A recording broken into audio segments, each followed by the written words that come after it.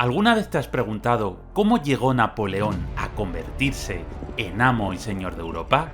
En este vídeo explicaremos cómo el joven corso, recién coronado como emperador de los franceses, derrotó a las principales potencias de Europa y logró enormes ganancias territoriales, llegando incluso a poner a varios de sus hermanos como reyes en otras naciones.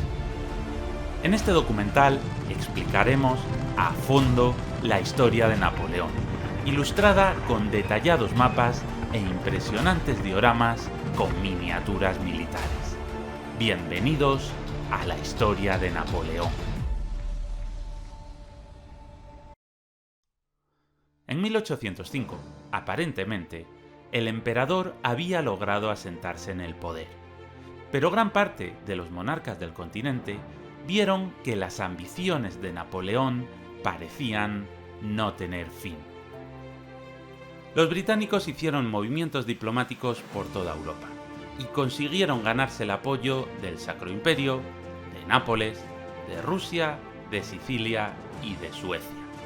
Casi toda Europa estaba contra Napoleón. La tercera coalición se estaba cerrando.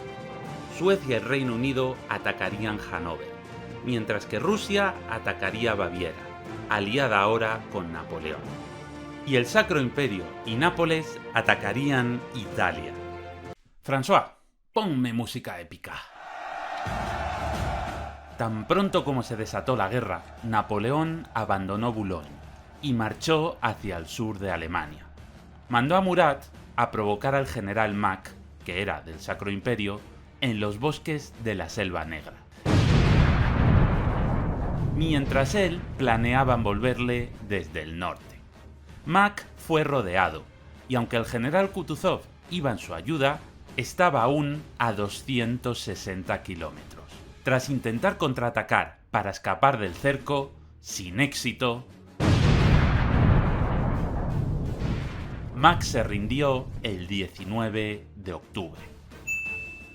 Cuando Kutuzov recibió la noticia de que el general Mack se había rendido, se hizo caquita e inició la retirada, perseguido por Napoleón. Bonaparte, por tercera vez en su vida, enfiló el camino de Viena.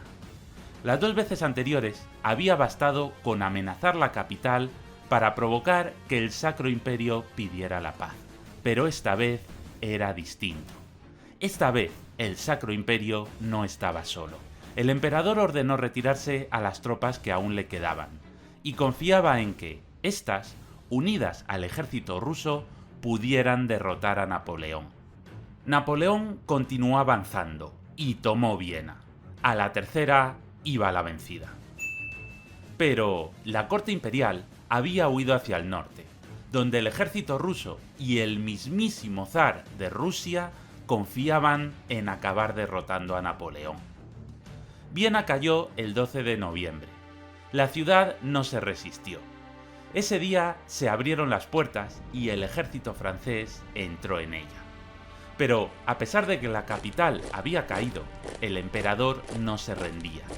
Su estrategia no se basaba en derrotar a Napoleón a las puertas de Viena, sino en atraerlo hacia el interior de Austria, lejos de Francia, forzando así su desgaste. Allí, a casi 1000 kilómetros de Francia, podrían envolverlo y derrotarlo. Y aunque en el corazón de Europa todo iba genial para Napoleón, por estas fechas recibió la noticia de la derrota en Trafalgar. La flota hispano-francesa había sido hundida por el almirante Nelson. Napoleón se había quedado sin su flota, porque sus barcos ya no flotan. El general ruso Kutuzov se reunió en Olmütz con los generales Buxhöwden y Benningsen. Napoleón avanzó, adentrándose en lo que parecía ser una trampa, su final, hasta que acampó en las cercanías de la ciudad checa de Olmütz. El zar Alejandro de Rusia no quería ni oír hablar de una retirada. Parecía que Napoleón había mordido el anzuelo y, además, había acampado de una forma muy atrevida, sin proteger bien la ruta que le unía con Francia. Así que el zar de Rusia ordenó atacar, pero lo que no sabía era que acababa de cometer un error fatal. Decía el famoso estratega Sun Tzu que el arte de la guerra se basa en el engaño. Y vaya si Napoleón engañó a sus enemigos. Mirad, este es un mapa del despliegue de la batalla, con sus tropas en azul y en verde las tropas rusas y del Sacro Imperio. Las fuerzas estaban equilibradas, pero, ¿qué os voy a decir? La inteligencia no. En lugar de repartir a su ejército de una manera uniforme, Napoleón había dejado el flanco derecho más debilitado, esperando que los aliados lo atacasen. Vaya tontería, Napoleón, podréis decir, pero mira, chaval, cuando tú vas, el Napo ya ha vuelto. En la vida había tres cosas que se le daban muy bien. La primera era la geografía, estudiar mapas y conocer carreteras, valles, ríos y pueblos le permitió moverse por toda Europa a la velocidad del rayo. La segunda era la artillería. La mayor parte de sus batallas las venció porque creó enormes baterías de artillería que usó en el lugar y momento preciso, concentrando un bombardeo magistral en lugar de disparar a lo loco como hacían sus enemigos. Y la tercera cosa era calcular, porque Napoleón sabía que iban a llegar tropas de refuerzo, que estaban a decenas de kilómetros, pero teniendo en cuenta la distancia, el estado de los caminos y la calidad de la tropa, calculó que llegarían al campo de batalla justo a media mañana, y en base a esto diseñó su plan de batalla. Los ejércitos estaban muy igualados, y en esta batalla, además de las tropas de refuerzo del mariscal Davout, incluso la propia naturaleza decidió jugar a favor de Napoleón, y una densa niebla se formó durante la noche previa a la batalla. Una niebla que ocultaría a Davout y sus refuerzos. ¿Y sabéis lo que pasó? Pues exactamente, que Napoleón les dio una paliza impresionante. El plan aprobado por el zar de Rusia fue obvio. Decidió atacar primero el sector más debilitado. Y precisamente esto era una trampa, porque los rusos y los imperiales pensaron que ese debilitamiento se había debido a un error de Napoleón. Y, si atacaban por ahí, podrían llevar a cabo un movimiento envolvente desde el sur. Tomar el sur del campo de batalla aislaría a Napoleón de la posibilidad de retirarse hacia Francia. Así que a Napoleón solo le quedaría la opción de huir hacia el norte, acercándose aún más a Rusia. Esto podría hacer que cundiera el pánico entre las tropas francesas. La verdad es que en sus cabezas sonaba espectacular, pero las cosas iban a ser muy distintas. Los rusos ocuparon la cima de una colina denominada los Altos de Pratzen, y la batalla comenzó. El flanco derecho francés, más débil, fue atacado por los rusos, tal y como Napoleón había supuesto. Pero mientras las tropas galas resistían, la niebla ocultaba la llegada de Davout y sus tropas, que aparecieron en el momento justo para reforzar una posición casi imposible de mantener. Cuando los aliados descubrieron que Napoleón había recibido refuerzos, en lugar de cambiar el plan de batalla, decidieron enviar más tropas al mismo sector. Acababan de caer en la trampa de Napoleón. Tan pronto como los Altos de Pratzen se quedaron lo suficientemente desprotegidos, Bonaparte ordenó un ataque general contra el resto de tropas aliadas. Se produjo una lucha brutal para controlar el centro del campo de batalla. Descargas de fusilería, salvas de artillería y cargas de caballería. La situación fue tan desesperada que el zar de Rusia ordenó que atacara la Guardia Imperial, contra quienes Napoleón también mandó su propia Guardia Imperial, produciéndose una sangrienta lucha entre dos de las mejores unidades del mundo. Los franceses acabaron imponiéndose y tomaron los altos de Pratzen, hasta el punto de que resultó imposible echarlos. Napoleón había partido al ejército enemigo en dos. Ante este panorama, los rusos comenzaron una lenta retirada, pero lo peor estaba por llegar, porque las tropas rusas que habían quedado aisladas del grueso del ejército desconocían qué estaba pasando, y Bonaparte ordenó a las tropas de los altos de Pratzen que cargaran contra ellos, encerrándolos en una trampa mortal. En este momento eran las tropas del sector sur las que solo podían huir hacia territorio enemigo. Miles de soldados rusos fueron atacados tanto por delante como por detrás, haciendo cundir el pánico, y comenzaron a correr para salvar sus vidas. La desbandada fue tal que incluso huyeron a través de un cercano lago helado. Un lago que los franceses bombardearon, haciendo que el hielo se partiera y provocando así la muerte de 200 rusos, que se ahogaron en sus gélidas aguas. La desbandada fue total. El ejército aliado, desarticulado, huyó. Napoleón había vencido. Al final de la batalla, los franceses perdieron 8.000 soldados frente a los 29.000 que, entre muertos, heridos y prisioneros, perdieron los aliados. Con el ejército ruso huyendo por los campos, la moral por los suelos y temiendo perder incluso su propio reino, el emperador del Sacro Imperio decidió negociar. Pero la paz le iba a costar unas enormes pérdidas territoriales. Básicamente, Venecia, que había sido dada anteriormente por el propio Napoleón a Austria, le fue arrebatada. Lo mismo sucedió con gran parte de la costa adriática de Austria, que pasó a manos francesas, aislando así marítimamente a su enemigo. Pero Austria también perdió territorios a manos del Reino de Baviera, que había luchado a favor de Napoleón. Y Napoleón también reorganizó muchos de los pequeños 350 estados alemanes, integrando muchos de ellos dentro de aquellos que le habían apoyado, como Württemberg o Baden. La derrota le había costado cara al emperador del Sacro Imperio. Y entonces Napoleón volvió a tener un sueño. Tengo un sueño. ¿Qué sueño? Tener un sueño.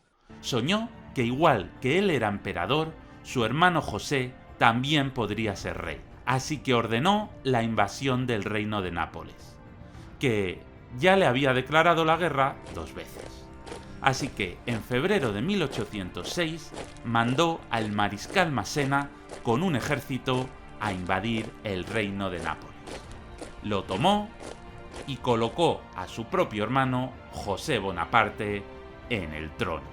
Y entonces tuvo otro sueño más. Tengo un sueño. ¿Qué sueño? Tener un sueño. Soñó que su hermano Luis también podría ser rey. Así que le puso al frente de la República Bátava, que es como llamaban a la Holanda que habían conquistado. Y Luis se convirtió en rey de Holanda.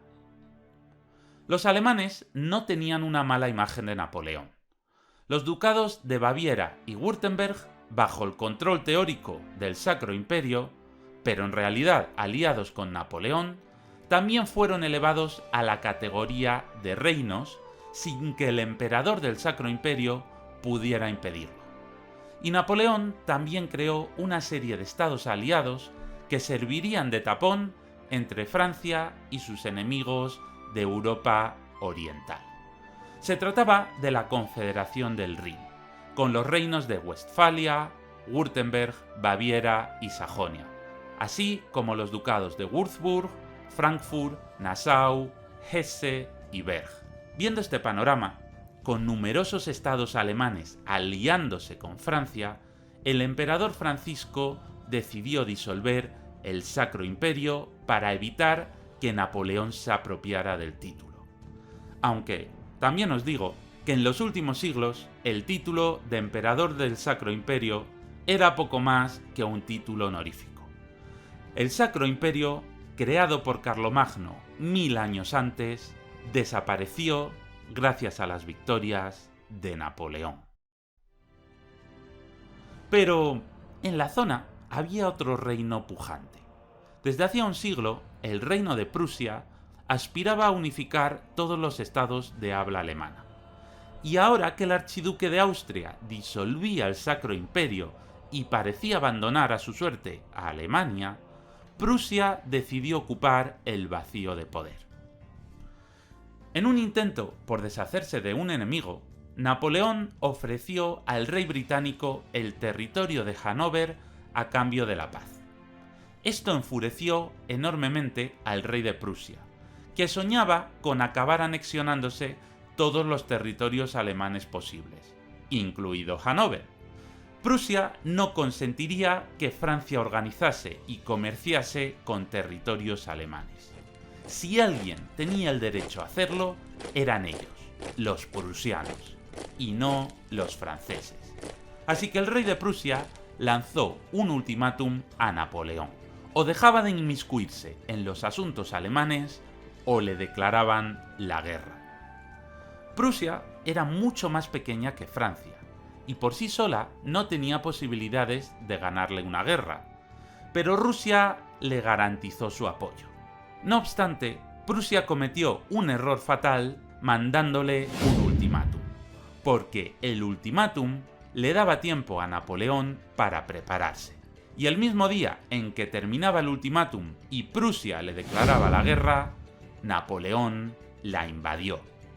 Había comenzado la Cuarta Coalición. Pero Napoleón solo iba a necesitar 6 días para crujir al ejército prusiano. Sí, has oído bien. 6 días. Según empezó la invasión, los prusianos empezaron a retroceder. Ellos se retiraban hacia el norte por el margen izquierdo del río Sale, mientras que Napoleón avanzaba por la orilla opuesta. Harto de la huida prusiana, hizo que su ejército cruzara por los puentes de la ciudad de Jena. Su idea era lograr un ataque en pinza. Atacaría desde el sureste, mientras que sus refuerzos, al mando de los generales Davout y Bernadotte, cruzarían el río por el norte, a varios kilómetros de distancia, y caerían por la retaguardia del enemigo. El típico ataque en pinza. Bonaparte ordenó un rápido ataque contra el ejército prusiano, buscando ampliar espacio, para que cupieran el resto de unidades que estaban llegando. Una vez más, sus profundísimos conocimientos geográficos le permitieron calcular las horas que necesitarían el resto de sus refuerzos para llegar, logrando que fueran sumándose a la batalla justo cuando había calculado. Los prusianos, incapaces de saber que sus refuerzos estaban en camino, se limitaron a retirarse lentamente, esperando a sus propios refuerzos. Incapaces de saber que había refuerzos franceses en camino, en lugar de lanzar un ataque devastador contra el reducido ejército francés. Pero, ¿qué diablos pasaba con Davout y Bernadotte? ¿Por qué no aparecían para atacar al enemigo por la retaguardia? Pues 19 kilómetros al norte, el mariscal Davout había cruzado el río, pero sus 25.000 soldados se habían encontrado ni más ni menos que con 63.000 prusianos que continuaban retirándose hacia el norte. Y Davout, en lugar de esquivarlos, atrincheró a sus tropas y se preparó para repelerlos. A pesar de que Blücher y Brunswick, dos buenos generales prusianos, se encontraban al frente del ejército, la sorpresa les impidió actuar apropiadamente. Bueno, la sorpresa sí, pero es algo casi inexplicable, porque sufrieron una derrota vergonzosa. Los ataques prusianos, descoordinados y sin ímpetu, fueron rechazados por las tropas de Davout. Y no solo no lograron acabar con los pocos franceses que se defendían, sino que cuando Davout ordenó un contraataque, los prusianos salieron huyendo. Desde entonces, Napoleón bautizó a Davout como el Mariscal de Hierro. Finalmente, en el sur, ni siquiera hicieron falta los refuerzos de Davout. Napoleón había calculado con total exactitud la distancia de sus refuerzos y continuó recibiéndolos mientras que llegaba un número mucho menor de tropas prusianas. Bonaparte había comenzado la batalla en inferioridad numérica y ahora sus 96.000 soldados doblaban en número a los 53.000 prusianos. Así que Napoleón ordenó un ataque general que acabó desintegrando al ejército prusiano, que salió en estampida. Así fue como en solo 6 días Napoleón derrotó a los prusianos y 2 semanas después tomó la capital, Berlín. En cuestión de semanas, el oeste de Prusia había caído en manos francesas, pero el rey de Prusia decidió no rendirse y confió en la ayuda rusa. A pesar de haber sido derrotado el año anterior en Austerlitz, el zar de Rusia aún seguía en guerra contra Francia. 2 ejércitos rusos entraron en Prusia, dispuestos a terminar de una vez por todas con él. Y el invierno acabó llegando a las gélidas tierras del norte de Europa.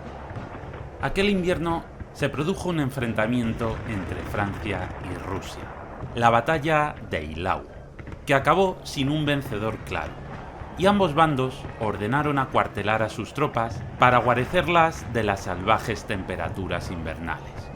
Fue durante estos meses cuando Napoleón firmó el Decreto de Berlín, mediante el cual estableció el bloqueo continental, una estrategia consistente en prohibir el comercio con Gran Bretaña, buscando que ésta se arruinara y que se viera obligada a pedir la paz.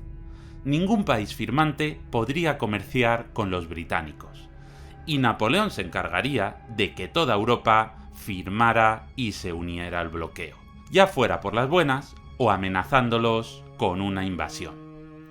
Finalmente, cuando llegó la primavera, Napoleón pasó a la acción y movilizó a su ejército para conquistar la importantísima ciudad de Königsberg. Mientras Bonaparte avanzaba por el margen izquierdo del río Ale, el general ruso Bennigsen le seguía los pasos por la orilla opuesta. Bennigsen decidió que lo sensato no era enfrentarse directamente a Napoleón, sino que era mejor destruir su ejército poco a poco. Así que cuando localizó un cuerpo de ejército francés cercano al río, decidió atacar. Bennigsen pensaba que Napoleón no podría llegar a tiempo para salvarlo, pero se equivocaba. Los 16.000 soldados del mariscal Lannes no tenían nada que hacer contra los 45.000 soldados de Bennigsen, que comenzaron a cruzar el río. Su idea era cruzar, destruir el ejército de Lannes antes de que le llegaran refuerzos, volver sobre sus pasos y desaparecer. Pero Lannes mandó mensajeros para avisar de lo que estaba pasando y comenzó una lenta retirada táctica para ganar tiempo. Cuando cayó la noche, comenzaron a llegar los primeros refuerzos franceses, pero Bennigsen pensó que podría derrotarlos al día siguiente y retirarse a tiempo. Pero se equivocaba. A la mañana siguiente habían llegado aún más refuerzos franceses, y los rusos se dispusieron a repelerlos. Esa misma noche habían pasado de estar en una situación de ventaja a haberla perdido. Los rusos lanzaron un ataque en el sur, que solo hizo retroceder ligeramente a las tropas francesas. Y su situación se complicó aún más cuando apareció el mismísimo Napoleón con miles de refuerzos más.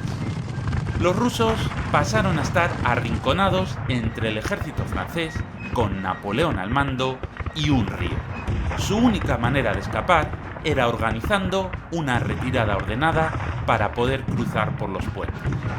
Fue entonces cuando Napoleón ordenó atacar a su ala derecha, apoyándola en una enorme batería de artillería. Esto hizo que el ala izquierda rusa comenzara a huir, y el cerco empezó a cerrarse sobre ellos. El ejército ruso quedó atrapado, Los puentes no podían evacuar a todo el mundo a la vez, y las tropas rusas, sometidas a un feroz ataque de fusilería, artillería y caballería, huyeron. Miles de soldados rusos tiraron sus armas y se lanzaron a nado. Cientos de ellos murieron ahogados, y otros miles se rindieron. Napoleón había vencido perdiendo 10.000 soldados, pero Benningsen había perdido el doble. El sacrificio de defender a Prusia le había costado demasiado caro a Rusia. Finalmente, el zar de Rusia acordó una reunión con Napoleón, y ambos firmaron la paz. La verdad es que fue un encuentro cordial, y el zar entendió que había perdido y tenía que ceder. El zar Alejandro se vio presionado por el poderío militar de Napoleón, y no solo tuvo que unirse al bloqueo continental, sino que tuvo que aceptar que Napoleón creara dos estados aliados más: el reino de Westfalia, donde colocó a su hermano Jerome en el trono, y el Gran Ducado de Varsovia, ambos a costa de Prusia, la gran perdedora. Pero estas tres acciones no le gustaban nada a Rusia. Por un lado, el hecho de que Napoleón creara un estado en las mismísimas narices de Rusia incomodaba muchísimo al zar. Y por otro lado, el bloqueo continental acabaría siendo desastroso para la economía rusa, que dependía, en gran medida, de las importaciones desde Gran Bretaña. Y en invierno de ese año, Napoleón endureció aún más el bloqueo continental, al prohibir no solo que los firmantes comerciaran con Gran Bretaña, sino que cualquier otro país, aunque fuera neutral, lo hiciera. La Armada francesa registraría o atacaría cualquier barco que comerciara con productos británicos, fuera de la nación que fuera. Europa pertenecía a Napoleón.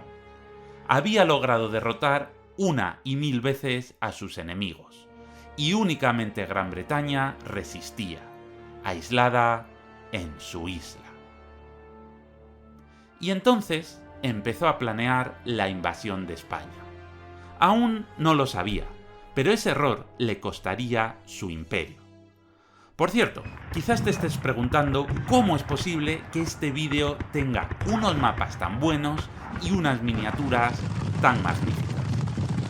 Ay, amigos, detrás de todo esto hay muchísimo trabajo. Horas y horas de investigación, escritura, edición de mapas, y luego está el tema de los dioramas. Hay que comprar las miniaturas, pintarlas, crear toda la escenografía y hacer las fotografías. Todo esto no es gratis, aunque ver el vídeo sí lo es. Quizás te cueste creerlo, pero hacer este vídeo ha costado varios miles de euros. Por eso es tan importante que si te está gustando, le des un buen like, te suscribas y actives la campanita de las notificaciones. Y también que escribas algún comentario. Todo esto es lo que hace que YouTube identifique que el vídeo gusta y se lo recomiende a más gente, haciendo posible que este enorme trabajo sea rentable. E incluso puedes pensar en unirte al canal o hacer una microdonación. Toda ayuda es bienvenida. Muchas gracias. Entonces se produjo la cuestión portuguesa. Portugal era un pequeño país que dependía de las importaciones británicas para obtener productos, y también dependía de las exportaciones, como el vino o los cítricos, para conseguir ingresos. Y Portugal se negaba a unirse al bloqueo continental. Los portugueses pensaban que estaban lejos de Francia y menospreciaban la idea de una posible invasión. Napoleón decidió que había que poner fin a este comercio, así que firmó el Tratado de Fontainebleau con España, acordando la invasión conjunta del país luso. Francia y España se repartirían Portugal. A mediados de noviembre, españoles y franceses comenzaron la invasión de Portugal. El príncipe regente, Juan, decidió, en un intento de paralizar la invasión, declarar la guerra a Gran Bretaña. Pero era demasiado tarde. La invasión estaba en marcha, y en menos de un mes el país al completo había sido invadido y la familia real había huido a sus colonias en Brasil. ¡Uy! François, ponme música como de hacer cosas malignas. Napoleón tramó entonces traicionar a España. Pensaba que España necesitaba reformas y, en el fondo, sabía que el rey de España únicamente era un aliado incómodo. Solo les unía el interés conjunto de combatir a Gran Bretaña. Así que Napoleón, el victorioso emperador de Francia, volvió a decidir que tenía el poder de hacer y deshacer en toda Europa. Con el paso del tiempo, Napoleón había dejado de convertirse en un general que defendía a Francia de las agresiones extranjeras, y había pasado a convertirse en el arquitecto de Europa, haciendo y deshaciendo a su antojo. Primero había creado el Reino de Italia, luego el Reino de Baviera. Había puesto a un hermano al frente al Reino de Nápoles y al otro al frente de Holanda. También había creado el Reino de Westfalia, de Sajonia y el Gran Ducado de Varsovia. Y ahora había decidido orquestar una fugaz invasión de España, deponer a la familia real y colocar a su hermano José en el trono, a pesar de que ahora gobernaba en Italia. Así que llevó a cabo una especie de operación especial que se llevaría a cabo en cuestión de días. No sé si entiendes la referencia a la operación especial. Pero, ¿cómo capturar a los reyes de España? Pues cada plan tiene un tonto, y este tonto era el príncipe heredero. Carlos IV, el rey de España, sería sucedido en el momento de su muerte por el príncipe heredero, Fernando. Pero, por lo que sea, Fernando tenía prisa en heredar, y Carlos IV no se moría. Así que el príncipe Fernando y sus partidarios organizaron el motín de Aranjuez. Una muchedumbre asaltó la casa del valido de Carlos IV y exigieron que abdicara. El rey, temiendo un derramamiento de sangre y no queriendo enfrentarse a su propio hijo, abdicó. Y así es como el príncipe Fernando se convirtió en el nuevo rey, Fernando VII. Y ahí vino la oportunidad de oro. Carlos IV reclamó la ayuda de Napoleón, y él se ofreció a mediar entre ambos. Consiguió engañar a los dos para que viajaran hasta Francia, a Fontainebleau, para tratar de mediar. Ambos desconfiaban de Napoleón, pero era el hombre más poderoso de Europa, y había decenas de miles de soldados franceses por toda España. Ninguno de los dos quería enemistarse con él, así que viajaron a Francia. Una vez que Carlos IV y Fernando VII llegaron a Fontainebleau, Napoleón les comunicó sus planes. Debían abdicar en él, ya que pensaba poner a José Bonaparte como rey de España. Napoleón ni siquiera necesitó mucho esfuerzo para lograr que ambos abdicaran, y a cambio los recompensó con un exilio dorado, lleno de lujos, en Francia. Así fue como Napoleón se hizo con la corona de España. Napoleón cedió la corona a José, que ya era rey de Nápoles, así que éste tuvo que dejar el trono napolitano, que fue dado a Murat, uno de los generales de mayor confianza de Napoleón. Se trataba de un chanchullo de dudosa legalidad, pero así consiguió justificar que José se convirtiera en rey de España. Este conjunto de maniobras, de poner y quitar coronas a placer, sin que nadie pudiera evitarlo, demostraba que en 1808 Napoleón contaba con un poder irrefrenable. Pero, aunque parecía un plan sin fisuras, las cosas salieron regular.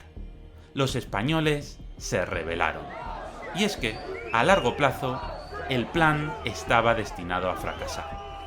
Este conflicto nunca preocupó seriamente a Napoleón, que acabó desplazándose una única vez a España, pero acabó convirtiéndose en una dolorosa úlcera que acabaría debilitando enormemente a la Francia napoleónica. El levantamiento contra los franceses se extendió por toda España. En multitud de pueblos y ciudades, la población atacó a las tropas francesas, que retomaron el control con extrema violencia.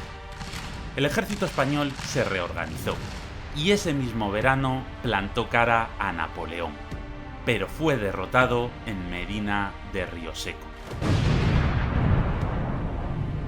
Mientras tanto, Zaragoza, Girona y Valencia fueron puestas bajo asedio.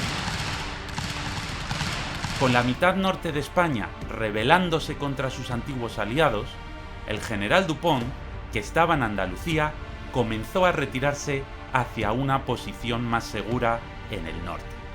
Los franceses se retiraban con un enorme bagaje de carros llenos de riquezas saqueadas.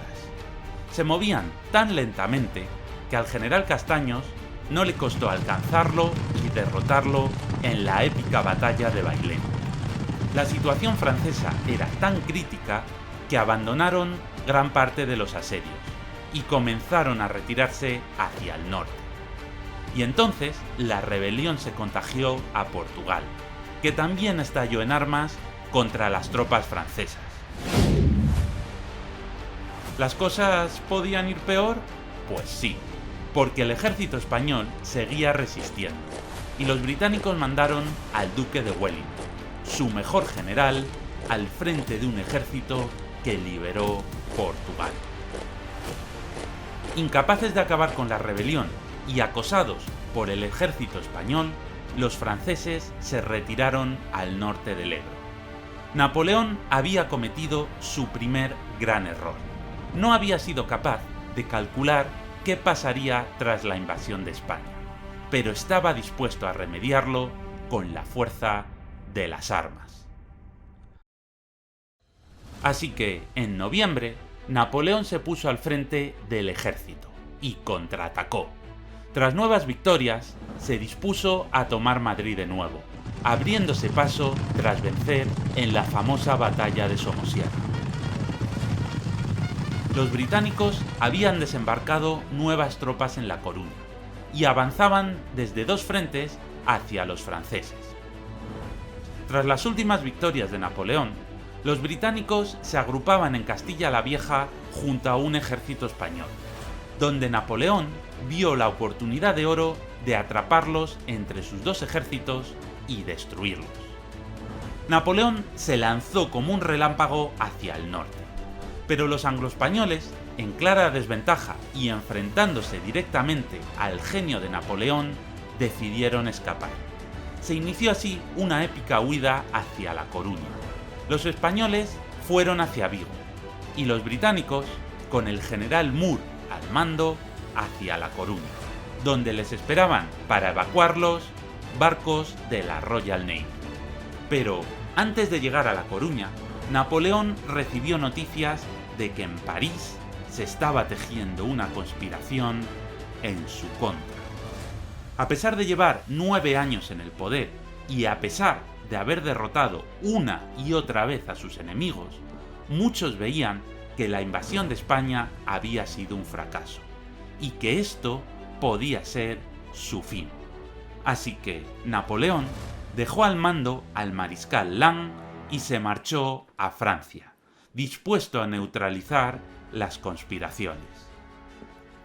Pero Lannes carecía del genio de Napoleón y no consiguió evitar que los británicos se le escapasen.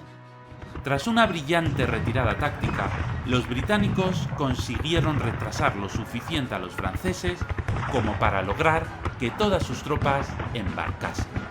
Los británicos habían escapado y volverían. Tras un parón invernal, el duque de Wellington volvió a Lisboa al frente de un ejército. La guerra peninsular, como la llaman los ingleses, se iba a reactivar. Pero la situación era aún más crítica, porque las conspiraciones contra Bonaparte eran ciertas.